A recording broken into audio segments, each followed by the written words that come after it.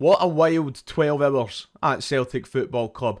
We have a lot to talk about this morning. Adam Idah looks set to complete his move away from Celtic in the coming hours. And Celtic have already identified their replacement. And it's one that excites me and should excite a lot of us. So, let's talk about that. Everything's kicking off as I'm about to go away. Maybe that was the key all along. Maybe I should have just pissed off and left them to it.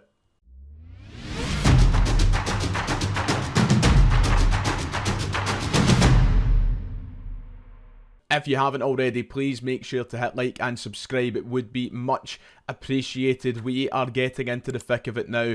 These last few days of the transfer window are days that are surely bound to be busy for Celtic, or at least they have to be busy. And that kickstarts today with some huge news that I don't think any of us were expecting this transfer window. So we're going to talk about that. I just want to quickly apologise for how rushed and raw these videos might feel over the next couple of days. I am flying to Dublin in hours. I have a flight in a few hours' time. I need to get moving. So let's try and power through this, shall we? Adam Idah is leaving Celtic Football Club. That is happening because today he will go down south. He will go to Swansea in Wales to complete his medical for the English Championship side after a shock move came from nowhere these past couple of days. And it's happened very quickly, actually alarmingly quickly, and I'll come on to that in a moment. But Celtic have let Adam Idah go. He will go under a medical today at Swansea City for a move of around £7 million. The clubs have agreed a deal for the player who has said his goodbyes to the Celtic teammates last night. He has verbally agreed terms with Swansea. So a deal is set between both clubs. A deal is set between the player and Swansea City. He said his goodbyes to the rest of the Celtic teammates. He's gone. He's away, and over the next day, maybe even today, we will probably see an announcement from Swansea City pending the passing of a medical that he's gone. He's left. He's away from Celtic. I can't quite believe that we're here, but we are.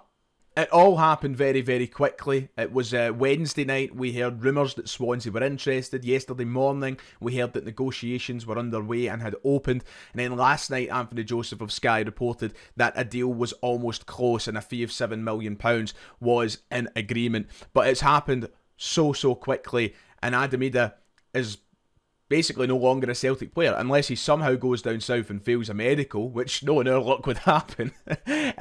Yeah, he's gone. It's happened, and Celtic have recouped a huge amount of money for a player that they spent £9.5 million on only a year ago. Like, Adam Idah's only been a permanent Celtic player for roughly 365 days, and you could say in that 365 days that he hasn't played to a £7 million price tag. 20 goals last season, had a solid campaign off the bench, but I think over the course of things we expected more. We especially expected more for £9.5 million. You would probably have expected more for £7 million. So Celtic somehow have got a huge fee out of this. I don't think they would have let him go for any less than what they've got, to be fair. And here we are. The deal is done. Now, I know there's been an outpouring of joy towards Celtic getting rid of Adam Idah, that somehow they've managed to move him on for a good fee, especially after the start to his campaign. He's not enjoyed the greatest start to this season, and coincide that the fans haven't enjoyed his start to the season. So there has been a sort of positive reaction to this news. But I'm going to be down to earth for a minute, and I'm going to be reasonable because I have been a huge supporter and fan of Adam Idah. And can I just say very quickly, and this might put a dampener on some of your moods, I'm gutted it never worked out for him. I truly am. I'm devastated that he never got going the way that I thought he could have, especially as somebody who was proven wrong about him in the first instance of signing. When he signed on loan, I wasn't excited. I wasn't encouraged by the move. He proved me wrong. He made me want us to sign him permanently, and I've backed him ever since, and I've backed him up until these last couple of weeks where I've had to accept the harsh reality that maybe it was just not going to work for him. But he always seemed like a top guy, a really pleasant lad, somebody who obviously wanted it to work at Celtic, and just for one reason or another, it wasn't. So I wish him the absolute best of luck at Swansea City, and I hope that he kind of sparks that bit in himself that got him going the first move here. But I'm gutted it never worked out for him. So best of luck, Adam, big man. You'll always have my support. Now, Celtic have apparently lined up a replacement, which we'll get on to in a minute, but I think one aspect of this deal which has blown me away is how quickly it's actually happened. I mean, Adam Idah, less than a week ago, 4 days ago, was a Celtic player, was going to remain a Celtic player, and I don't think any Celtic fans had the notion of a move in mind for him. And yet, here we are, 72 hours on, a few days on from that second leg in Almaty, and he's gone. He's away. He's no longer a Celtic player.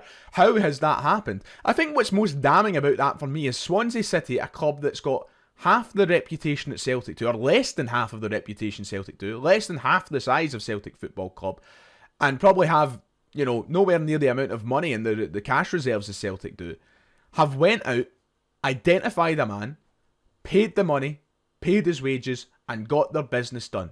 Whereas we have lollygagged and fannied about all summer looking to do the same thing and signing a striker. How are Swansea City identifying their man and getting the job done, and we can't? We couldn't even do it with Adam Idah last year.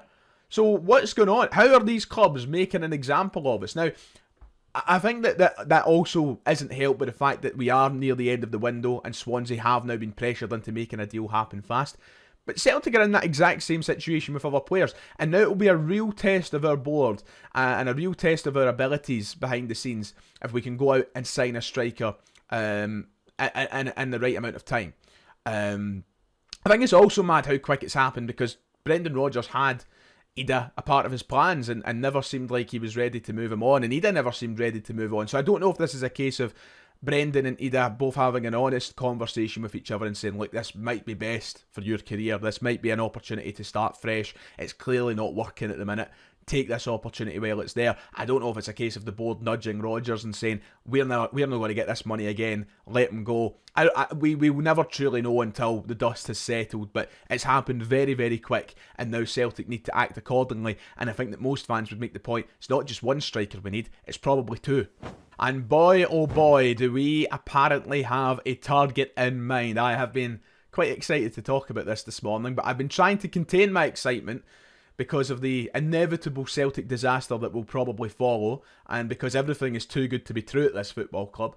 But last night, the exclusive broke that Celtic are considering a late swoop for £8 million Denmark international Kasper Dolberg. It was David Friel who broke this story, but Celtic are apparently set to enter the race for Anderlecht striker Kasper Dolberg if Adam Idah exits, and it is set in stone that Adam Idah will exit. Kasper Dolberg, currently of Anderlecht, former wonder kid. If you're a FIFA or FM enjoyer like me, you will know this guy's name.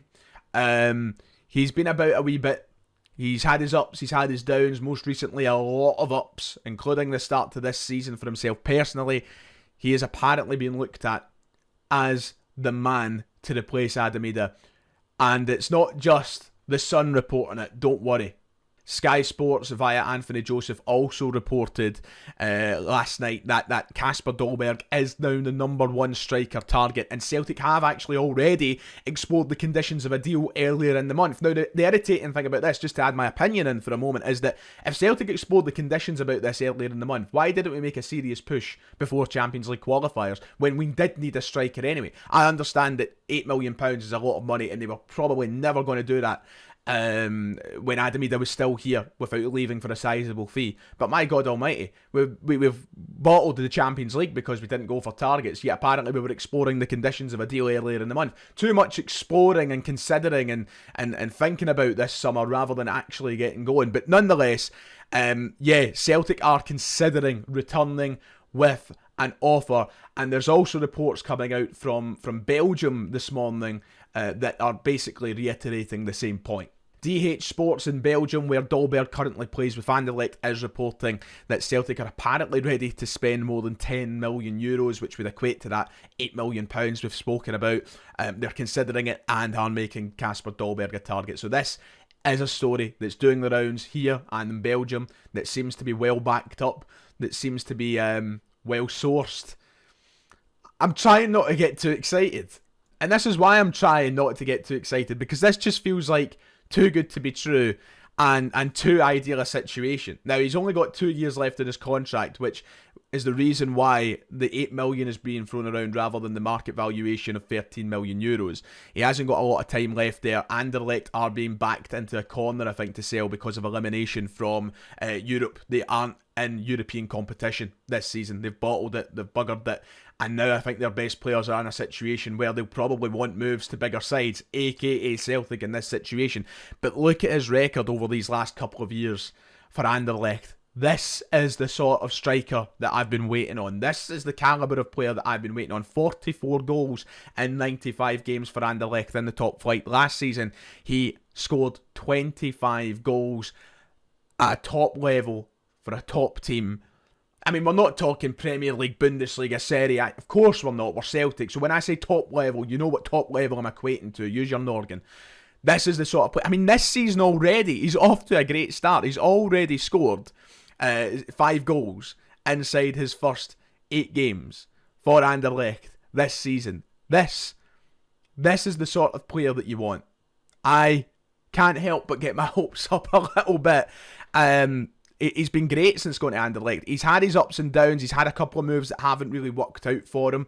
He went to Sevilla, didn't work there. Went to Hoffenheim, didn't work there. But at Anderlecht, he's really found himself again. This is a guy that back when he was 20, 21 years of age was meant to be the next big thing. Was meant to be one of those strikers that would go on to have a great career. And by the way, not even mention the fact that he's got 55 caps and 12 goals for the Denmark side, for the Danish national team. Will Kasper Schmeichel play a part in convincing him to come here? Perhaps. But this is the calibre of striker we should be going for. And I'm going to remain excited. If Celtic are remotely interested in the player, they should be serious. If the player is remotely interested in Celtic, we should be very serious. And now is the time to win back some of the fan support at the club. If the board had any brains about them, they would go out and get this done quickly like Swansea City have done with Adam Ida. Now, I'm not going to sit and forgive the board for signing Kasper Dolberg. I still think they're dreadfully ill-equipped for their jobs. I think they have let us down badly. Not for the first time, not for the last time. And I still demand change at the club. I still think that we need that. But this would be a step in the right direction to at least kind of calming the tempers right now. And if the board don't see that as an opportunity, they're daft. And look, there's no guarantee the likes of Dolberg comes to Celtic and he tears it up. I actually get quite nervous when you get linked with players like this in case they come in and they become a dud and it doesn't work. And then again, you've spent millions or you've put expectation on a guy and it doesn't work.